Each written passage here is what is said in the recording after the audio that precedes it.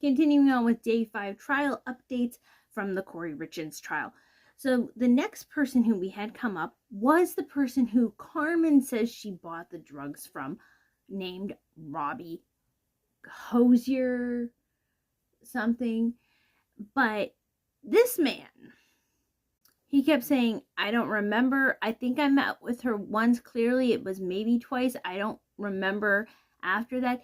Because he said that when he gave his first interview to police, he was just coming off of being on fentanyl.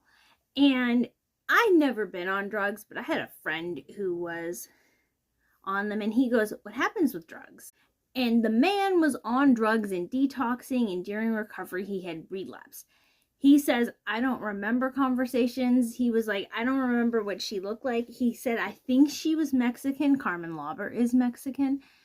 And he said that, she stayed in the car. She gave me money. I gave her pills.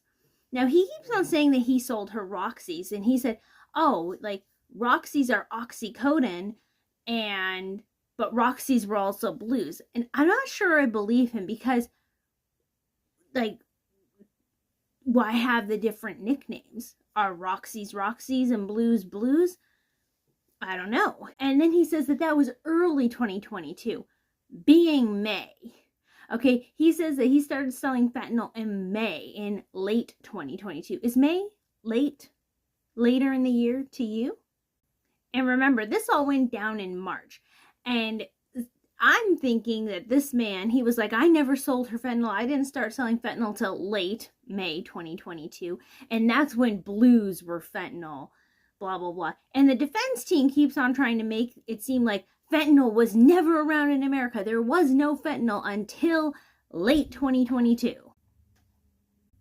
And the defense is trying to lean into, see, Carmen was lying. He only met with her a couple times. He never sold her fentanyl. He only sold her oxycodone. I'm thinking this guy was so tweaked out at the time. His memory's unreliable, and he's unreliable now because I think what he's trying to do is distance himself. He doesn't want to be affiliated with fentanyl pills that killed somebody. He wants to make a wide of a gap between him and Eric Richins' death as he can. Because drug dealers, people are like cool with drugs, but as soon as death gets involved, they don't want none of it.